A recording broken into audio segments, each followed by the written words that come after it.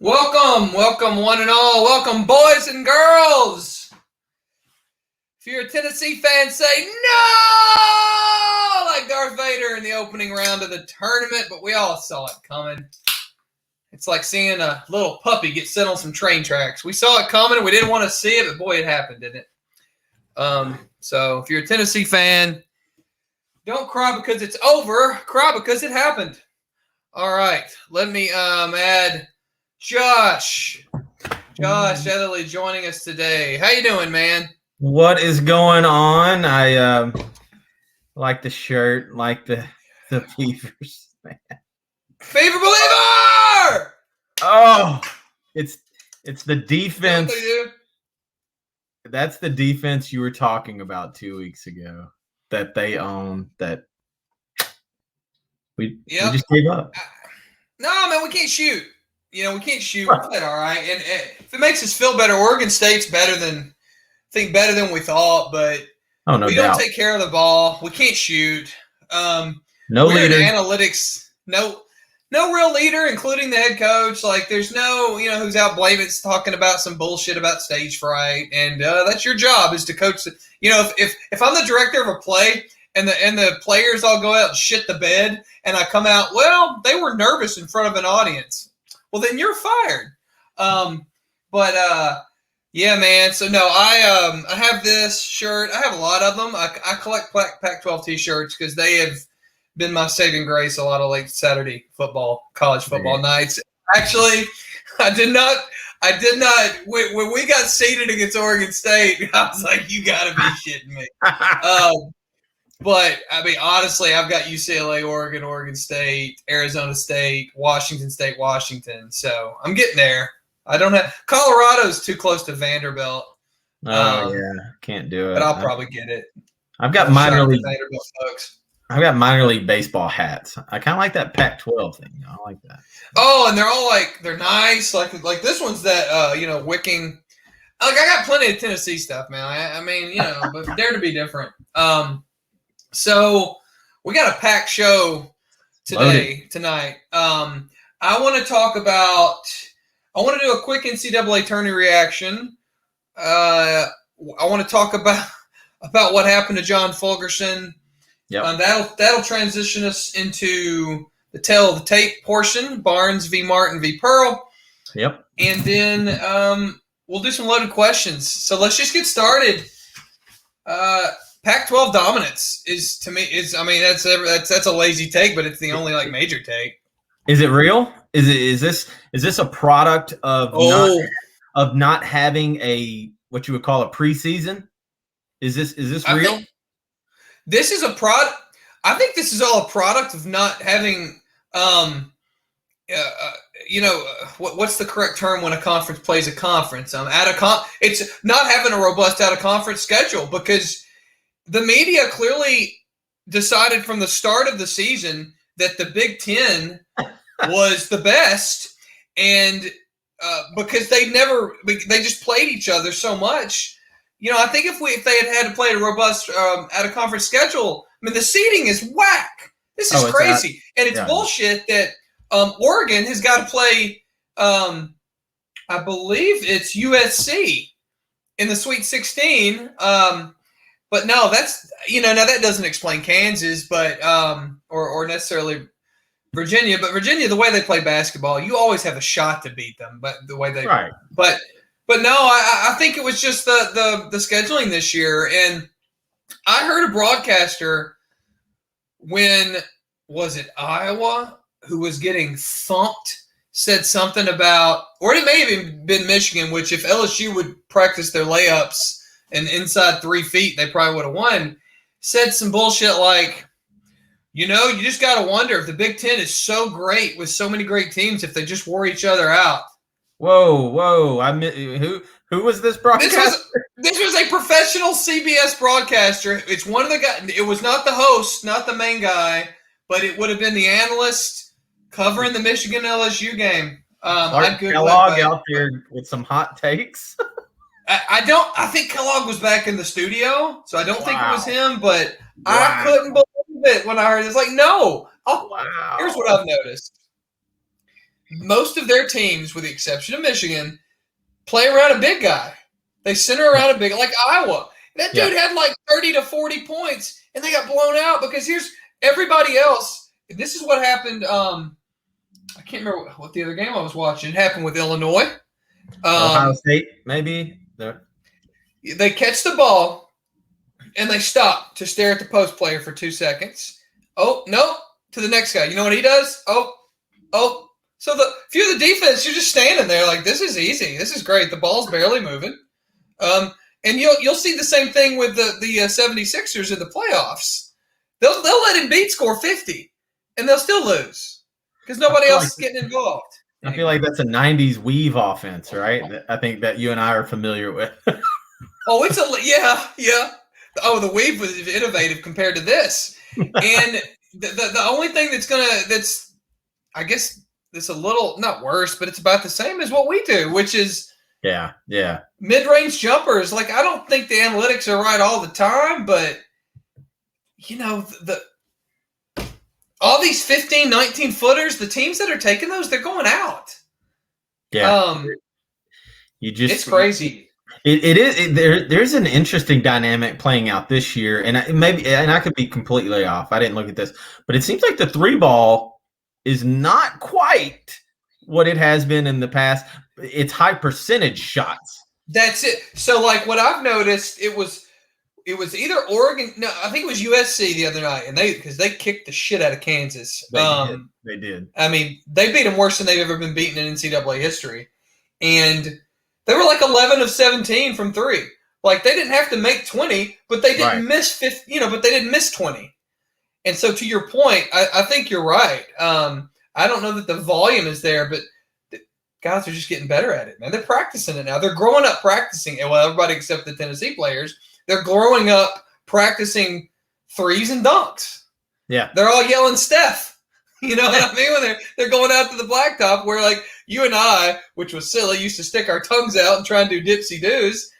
They're all, including the 7-footers, they're out at 29 feet yelling Steph. And they're doing it from, age 10.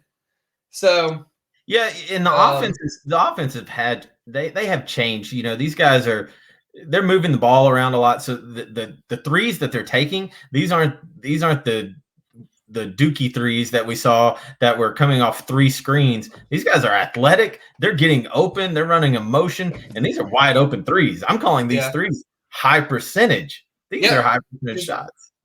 The ball's moving. And even what you're seeing with, like, Iowa when they played Oregon, they didn't collapse the whole defense onto him. They're like, that's fine. He can go one-on-one all day because I don't think you can keep up. And Iowa couldn't. And so they just stuck their shooters. They didn't come off their shooters. And they're like, all right. And meanwhile, they're running wild, even off made baskets. So I just think you're just seeing the evolution of the sport becoming just cementing, solidifying, I guess would be a better way to put it. So you think this will this last if we have a non-COVID season? Yeah. Oh, I do. I mean, because it's just what the kids are practicing, and it's what the young coaches are putting in. You're either shooting, it's either a 3-pointer or a 3-footer, and I don't want to see you shooting anything in between. Yeah. And that's, and honestly, I think Tennessee, I'm surprised we did as well as we did this season, considering how we are just completely inept at shooting the 3-ball. Like, and because I don't know other than Vescovi who really scares you from 3. And he's kind of John Starks consistent. So right. Yeah, I mean, kind of segueing into the boys in orange. Trying not to be completely depressed talking about this, but you called it. I mean, you called it. You nailed it. The style of play will not allow them to play 6 games in a row and do what they need to do. It just won't. It just won't. Well, and so we're going to get into the coaches, the coach v. coach v. coach, and I'm not going to say Bruce Pearl. I'm not going to say Rick Barnes needs to be fired at all, but I will say this. I think what you saw, and this is not some crazy hot take, I think what you saw out of Grant Admiral, the Grant and Admiral team, and I think Bowden was the next most important. I mean, Bone was pretty important. So, he was pretty important. I wonder sometimes, but anyway. But he was. I think that's his amazing. I think that is the ceiling for a Barnes team that's going to approach the game that way. And the ceiling was Sweet 16, and what put us out? A 3-point shooting team that got a bullshit call. Like that dude did not get fouled. Like, so I'll give Barnes this. I'm not gonna give it to him on the tail of the tape. He probably should have been in an Elite Eight if not for the referee. But then some people say, well, why was it that close? Right. So yeah, no, it was good. I've enjoyed the tournament. I'm not one of these people that like when Tennessee lost, my tournament's wrecked. I heard somebody on the radio the other day. I was like, God, how joyless is that? Like, I mean, hey, I don't know how you like any sports. If you let Tennessee disappointment ruin your entire appreciation of watching sports, like, you poor bastard. You have a sad life. You do. I mean, I used to be that way a little, like in the mid to late 90s, you know, like when we'd lose to Georgia or Florida. But I mean, I guess, I don't know. I've seen enough. I've had my nose rubbed in enough that I don't. And I, like you said, I didn't think we'd win. I thought we could beat I thought we could maybe out-athlete Oregon State. I wouldn't have been shocked if we won. But and then watching them beat Oklahoma State, we never had a chance of beating Oregon State. And like I said, they're not a 12th seed either. I mean, absolutely not. We're not a 5 seed, and they're not a 12 seed. Now you're probably – keep it in mind, they were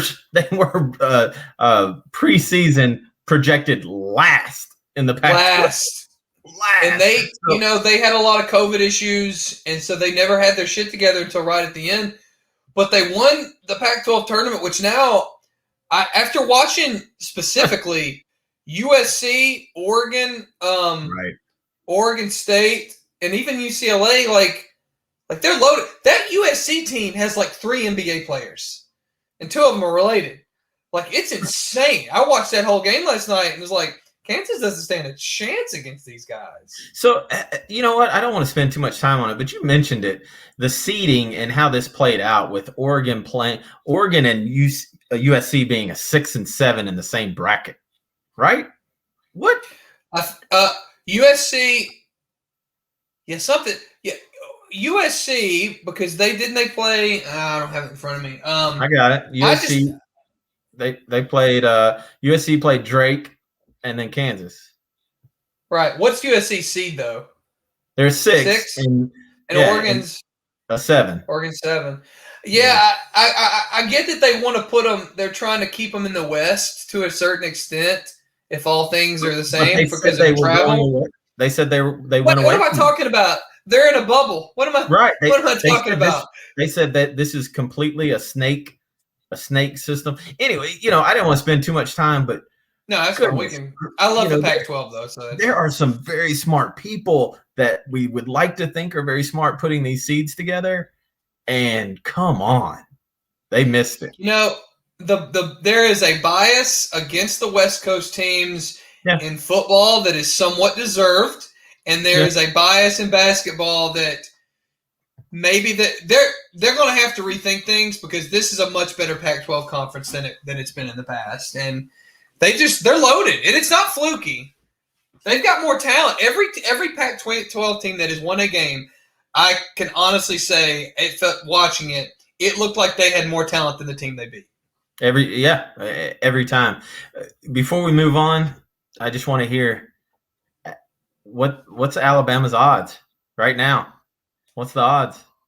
Who they got next? Because they're just They got to go through. They got to go through Michigan, obviously, but they've got UCLA next, a play-in team somehow, and then God, UCLA a play-in team. Oh my gosh! And then Michigan, and then possibly Gonzaga, but obviously Oregon and USC are in the other side of that. I mean, they've got a gauntlet to go through. I like them in both those games. I like them against UCLA. I don't think UCLA will have enough studs to get up and down. Yeah. Because the teams that UCLA has had to play so far both really wanted to go even slower than UCLA wanted to go. UCLA didn't want to go like glacial, but they're not like a run and gun team either. But I don't think they beat BYU and Abilene Christian. So Abilene Christian, which Texas had to work real hard for. And I'll say this, man, like rarely have I seen a team get away with more hand fighting than what Abilene Christian did. Against Texas? I was just waiting for one of their defenders just to punch the Texas guy in the face and then be like, oh, that's just good, tough playoff basketball. Like, no, it's a foul. And that's why there's blood all over the floor. Literal blood. It's crazy. So is the SEC the second best team in this tournament? Second best conference? Yeah, I think they're the second best conference. Oh, for sure. I've got some numbers on the Big Ten. We'll save that for loaded questions. So, all right. Okay. All right. So, if you're good in terms of who's gonna, we can do the matchups if you want, real quick. I just don't have it in front of me. I got it. Who's winning? I got it. Okay. I mean, you got speed round. Yeah, I'm gonna shoot them at you. Okay. We got Gonzaga, Creighton. Gonzaga. Yeah, USC, Oregon. We talked about it a lot. Oh, that's so hard. I'll go USC. Okay. Michigan, FSU. FSU. Wow. Okay. UCLA, Alabama. We've already said Alabama's going to take care of business. I think. Baylor, Villanova. Baylor, Villanova. Interesting matchup. Boy, I love Villanova, but they're just a slightly light version. They're a slightly slower but bigger version of what I think they've been. Well, forget. We'll Baylor. Let's just keep rolling. Baylor. Yeah. I think Baylor's going to win. Yeah. Yeah. Arkansas or Roberts, pretty. Yeah. Arkansas. Loyola and Oregon State. Oh my God. Yeah. Will we have college basketball after that game's over with? It'll be a rock fight. I'll take and keep this in mind. I'll take Loyola. Keep this in mind. Loyola is 4 seeds better than Oregon State. I'm gonna take. Well, I think the seeds are nuts, but I'll take Loyola. Okay. All right. I like them. Yeah. Former coach of Little Rock, Arkansas, coaching that team. So. Oh, okay. Didn't know that. Syracuse, Houston. Syracuse. Oh. I like them. They're just a bunch of big, lanky dudes. They all will rain, and they can all pass, and they can all shoot. Okay. So I'm digging them. Yeah, I'm digging them. All right. There you go. All right. Excellent. Okay, we'll have to go back and check that. But all right. We're going to transition to Tennessee by me saying I don't know how Omar Payne got away with that shit. Ooh. Fulton gave him a pass. He gave him a pass on Twitter. Well, I know, and I've met Kyle Ferguson in person. He wouldn't remember. I met him twice. He is incredibly nice. Right. But there's precedent in hockey for when you do something that's the dirtiest hit I've ever seen in my life. Well, it wasn't even the hit. There was 2. There was 2. Yeah. So there was intent. The first one I could have let go. Right. But then when you turn it to a Mortal Kombat combo punch. Right. So I assume where you're leading with this, are you saying this played into – obviously Omar Payne, we both agreed that was egregious. Nothing's going to happen at this point, it looks like. But what do you think that played into – Well, I'll say this. Mike White mysteriously sat him their first round NCAA tournament game. Oh, I didn't even know that. Yeah, apparently. So take that for what it's worth. He is a college student athlete, so I don't want to stand on this for too long. But he fractured his face. He couldn't remember the game. If you watch the replay, he gets hit in that temple. He's out. He stumbles out like when someone gets knocked out. Oh, yeah. He's knocked. And there's precedent. Yeah. And there's precedent in hockey for people being arrested for precisely what he did. Just because you elbow someone in the temple intentionally outside of the you do it on a basketball court doesn't mean it's legal. And I've been hit and I've hit. playing basketball, but I've never done anything like that. Yeah. So I don't know. We'll move on to the tell the tape, but I just was curious what you thought, because I've had several people be like, that's a slippery slope. I'm like, yeah, it is, but he could have killed him.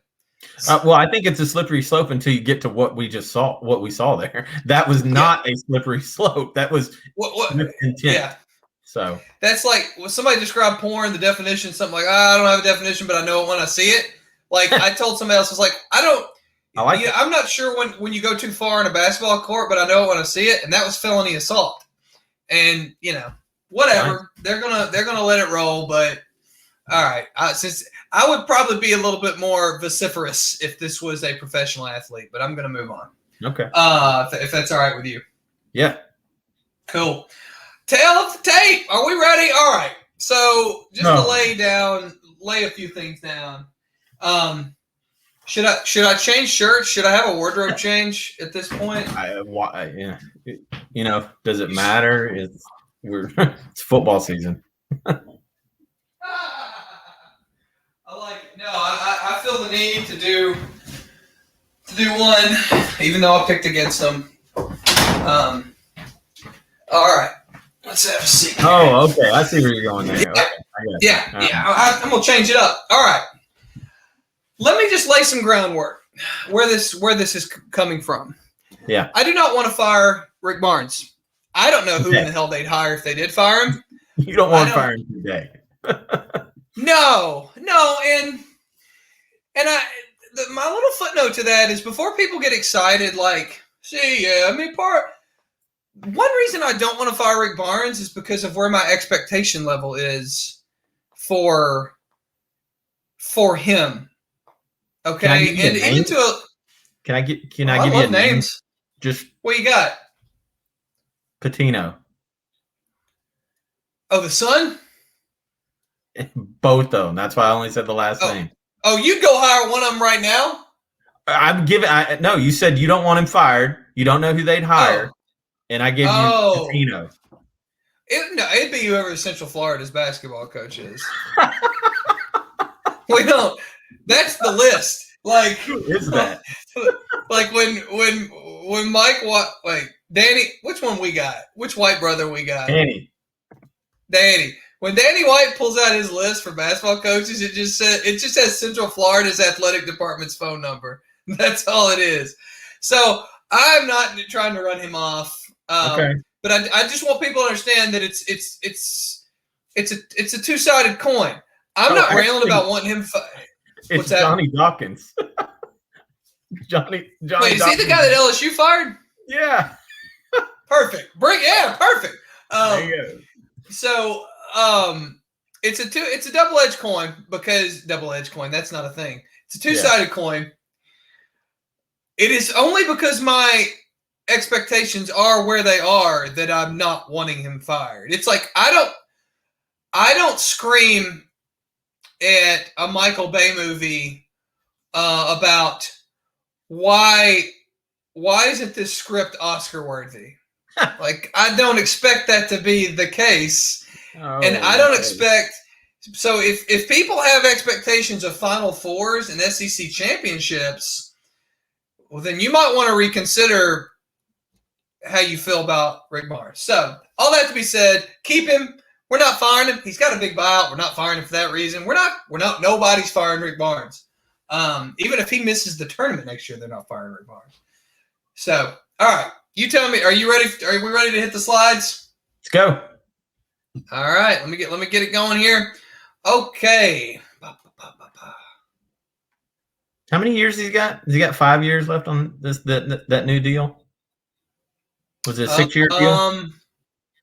That's a good question. I'll look it up. All right, hang on. All right, so we got our tail of the tape. I think you can see that all right. Yep. So I just kind of want to walk through the next bit of prologue I want to say is there's a lot of talk that flies around Twitter that is completely not based, that is just so not based in fact, which you can say that about Twitter for most things whatsoever. So what I wanted to do a drill down into their actual records, because I will say this too. All I care about are the wins and the losses. Okay. I don't care about barbecues and baptisms.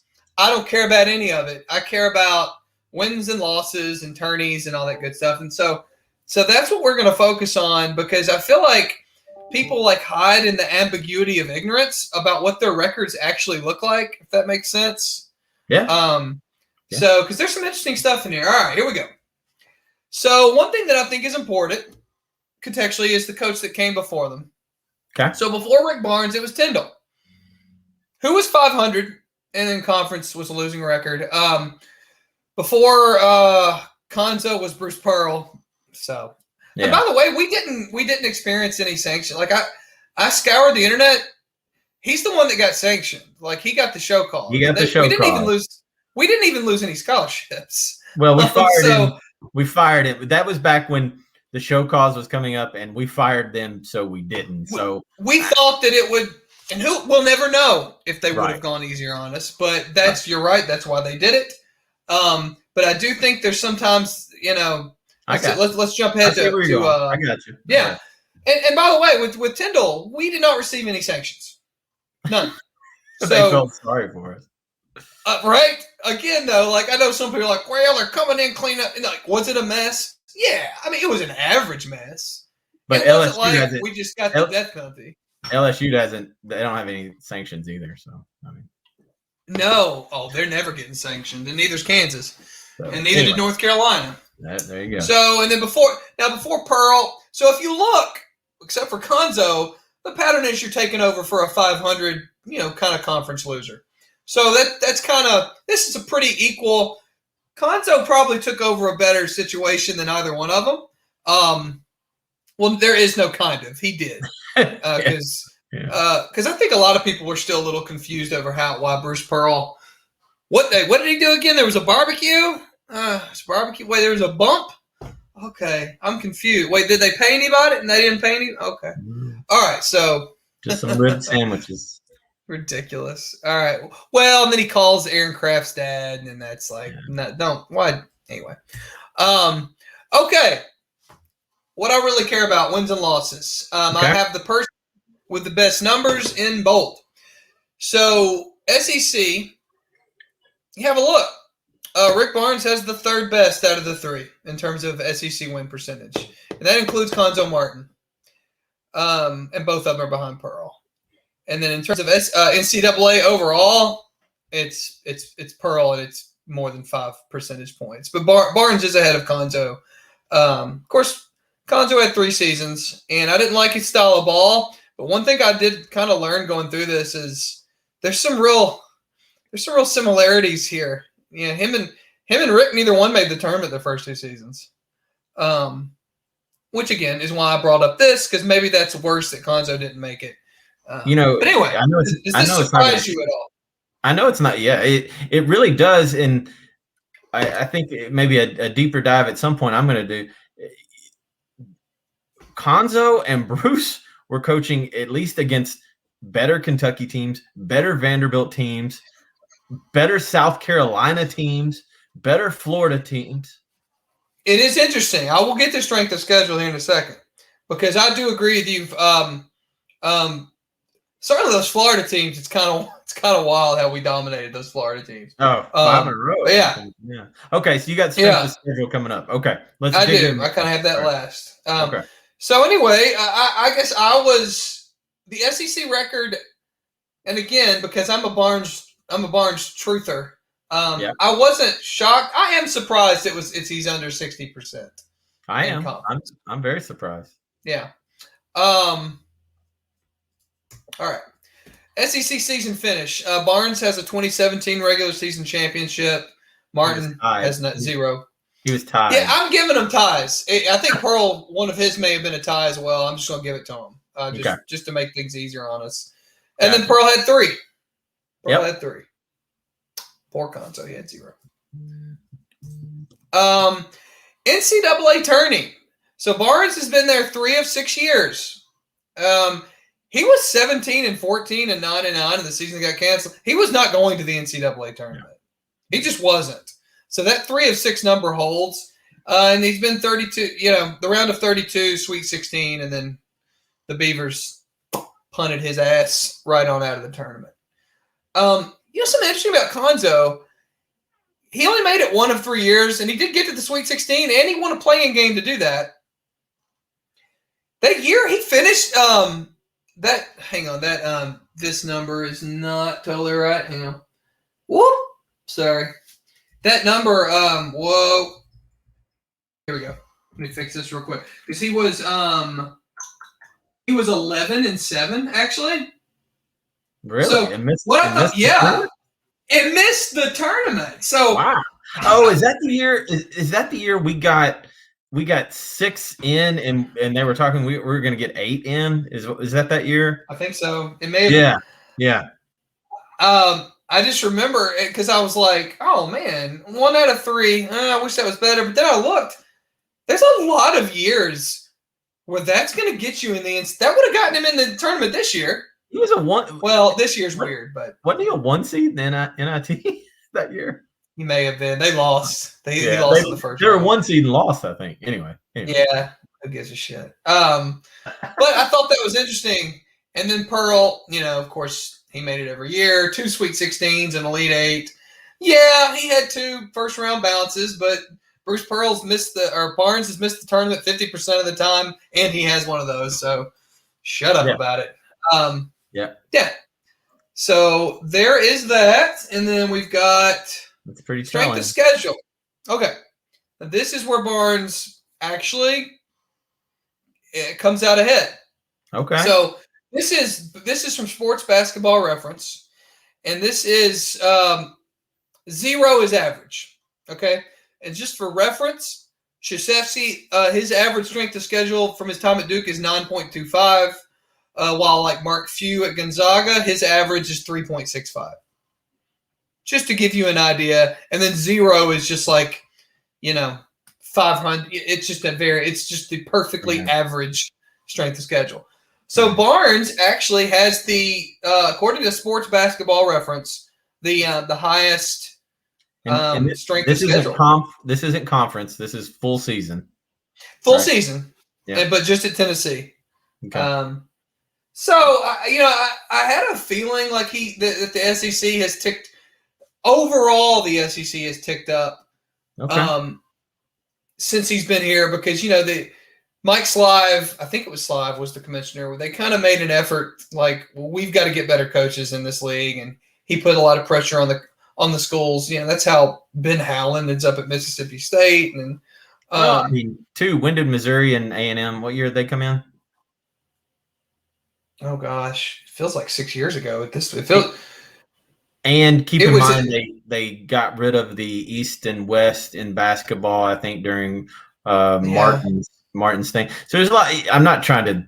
Oh wow, no, it's been a lot longer than 6 because I was at UT in fall of 2010, and we were playing Missouri at home, and it was a conference game up because otherwise we wouldn't have been playing them.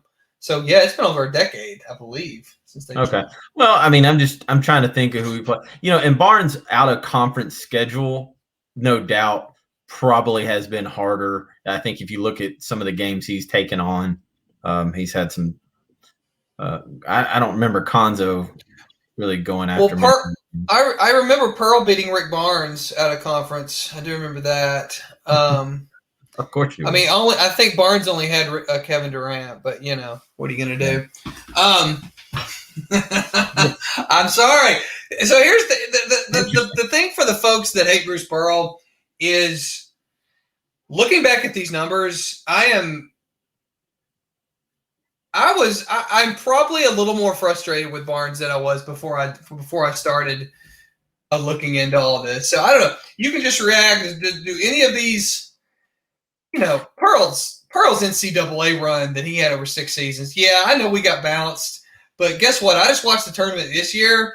There's some big teams got it's extremely impressive what he did at Tennessee. And he's been better at Tennessee than he was at Auburn. And no excuses, but that last year Auburn. When we got bounced by Michigan in that last year, he was a lame duck coach at that point too. Oh, yeah. Mike Hamilton had to come out and apologize for shooting his stupid ass mouth off right before it started. He literally felt like he needed to apologize that maybe we came out flat. I'm not willing to give Barnes, Pearl too much.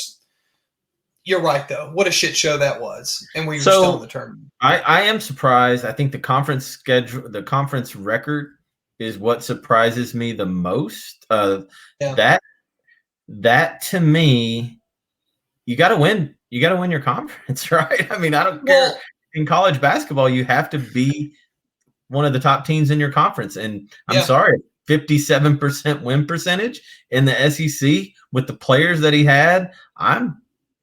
Ouch, man. You know what? You know why it makes sense though? It's kind of hitting me. If that's how you end up making the tournament, missing the tournament 3 of 6 years. Right. Yeah, because you're having a conference record like that. Because he ran that conference record up pretty good in 2 of those years. Yeah. You know what I mean? Yeah. Yeah. 2 years ago and the year, yeah. So let's see if I can it's kind of I came out of this I'm not depressed. I didn't people might think, oh, you come out of this excited. I didn't, because Bruce Pearl is never going to be our head coach ever again. Like, never. So no, like, this didn't make me like excited in any way. Like, this was more like, oh, all I can think about is what might have been, so. Well, what might have been was a finals or Final Four 2 years ago. God, boy, that changes it, man. I'm just double checking on old Barnesy here, but that would have changed it. I just don't know how that team. We should have made the Elite Eight, but boy, I can't remember. I was talking about Auburn. Oh, what do you mean? If they had, you're talking about Pearl and what might have been. Well, look what Auburn did 2 years ago. So yeah, I mean, yeah. Look, we do this every. I've moved on. Year. Oh, I haven't moved on, but you can do this every year. We're gonna. We do this with Fulmer. We do this with Pearl. Like you said, Bruce isn't walking through those doors. Man, never. I feel different right now. I feel different. So anyway, yeah. It was, and if you consider that Barnes, he had a 2-year run where he went 28-8 in conference. Like that's how you, because listen, 6-12, 8-10, 13-5, 15-3, 9-9, 10-7. Those are Jeff Fisher numbers, man. Anyway, there you have it. I hope people, thanks for coming to my TED Talk on this, because honestly, this is just more borne out. I was getting real angry on Twitter the other day because somebody was like, things are better off now than they were under Pearl. And I was like, that's it.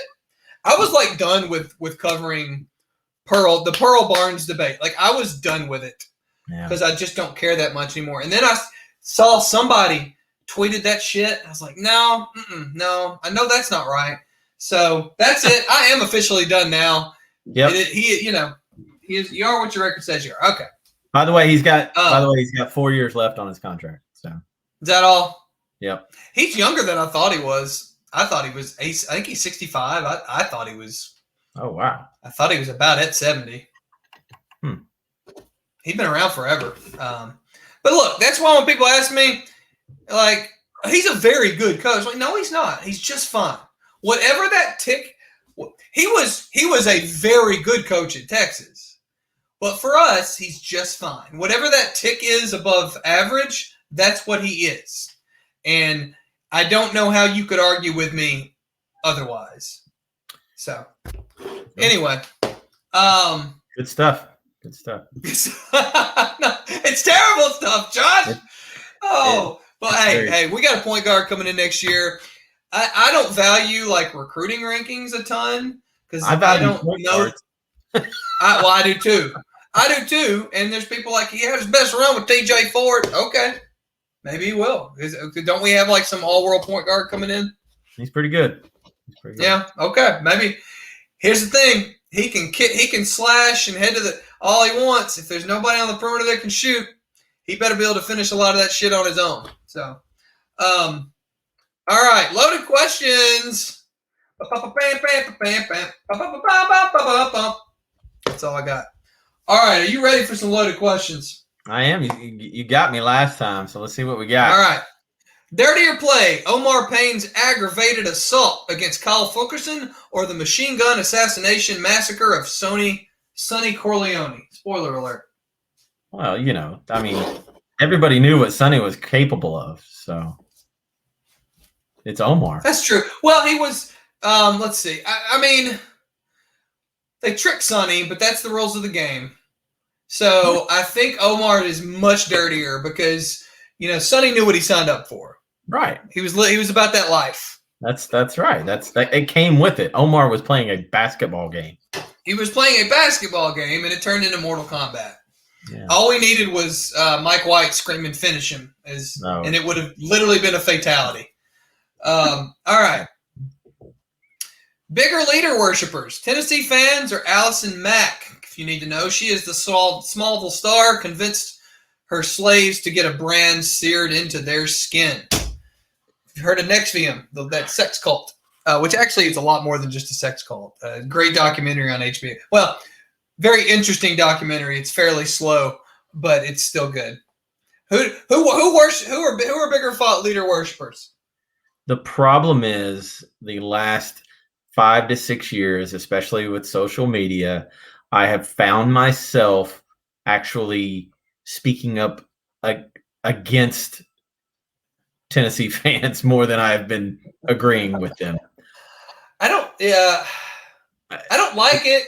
I don't do it. I don't do it anymore because I used to like Sonny Corleone used to be about that life. Well, we used to have good leaders. Yeah. So, I think sometimes I wish, and that I'm not trying to indict the fans to show up, spend their money, and they never wear anything but orange. And I appreciate that. As someone who went there and roots for them, I appreciate that. There's just times when there's strong dear leader vibes that we have, and I wish we could just be a little more balanced. Like, we don't have to scream fire Rick Barnes after he loses, but we also don't have to get Hypewell tattooed on our back. Right. Just center yourselves, boys and girls. That's my thought. That's the joy of sports. I'm sure you could say that about a lot of college football fan bases. So, yeah, we're not alone. We're not alone, but this is the pool I swim in. So I'm going to go with Allison Mack fans. How about that? Or Allison Mack. Allison Mack, she is. I mean, she. I don't know if she's going to prison or not. But boy, you watch that documentary, and that cult guy, he's not even very good looking. Not that that's an excuse for anything, but boy, he had her like that.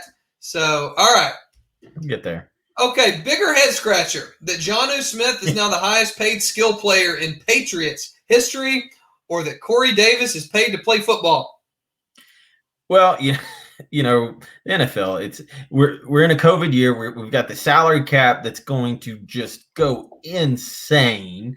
No, I'm talking about 2 years from now.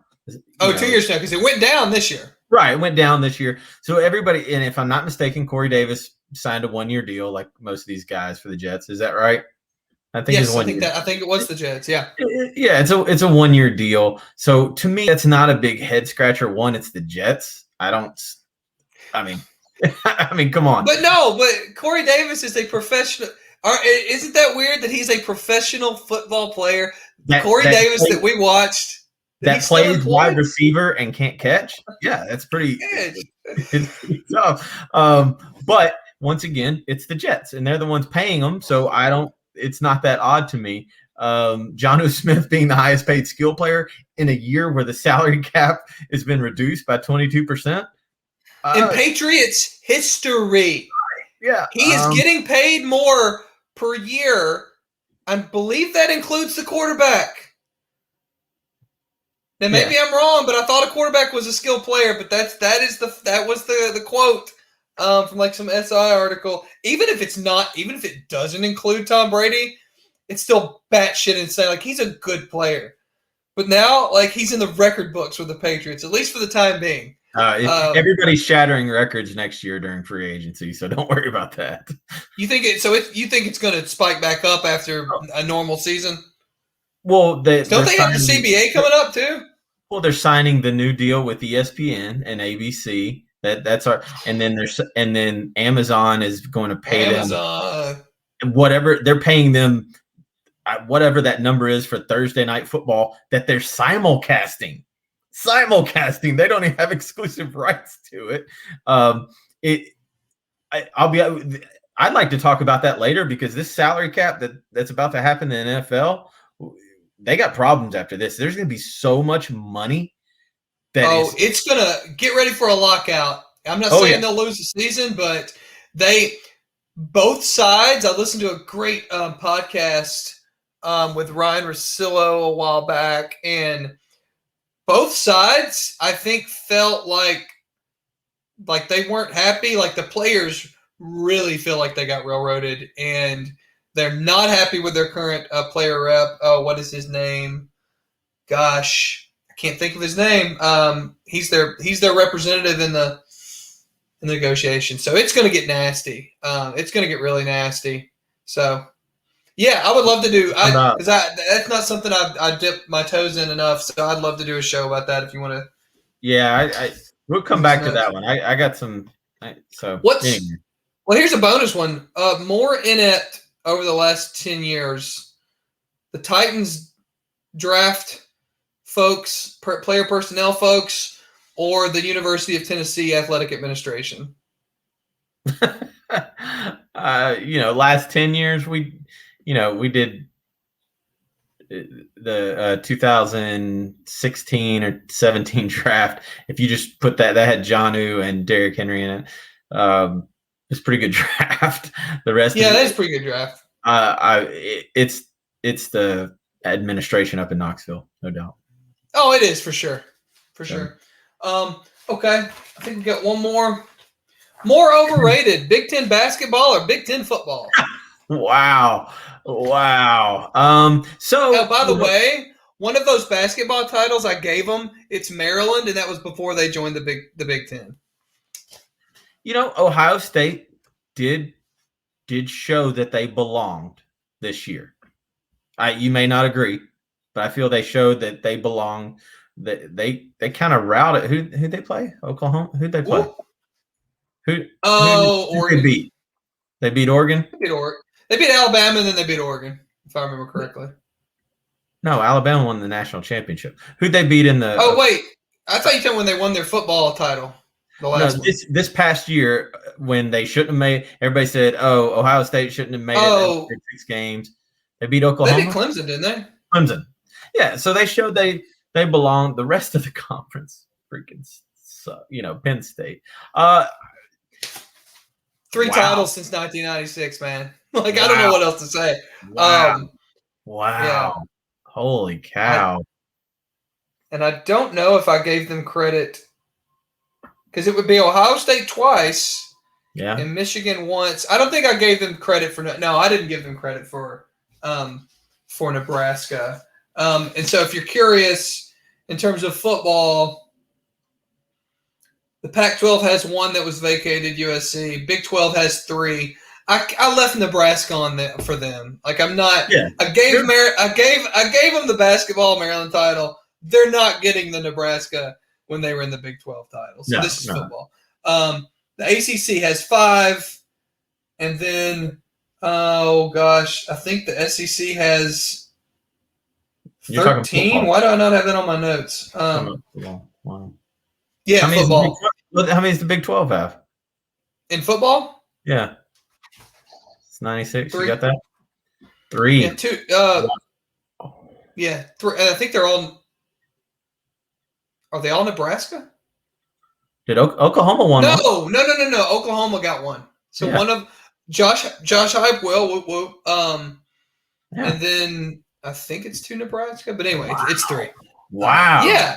And so anyway – and then in basketball, okay, So here, and this is a good way to close this out. The Big Ten finished the first weekend of March Madness 7-8. It's 1-5 in the second round. Would be considered one of the worst in history since the tournament expanded in 1985. So 7-8, and they got in. How many teams did they get in? They got in 9 teams.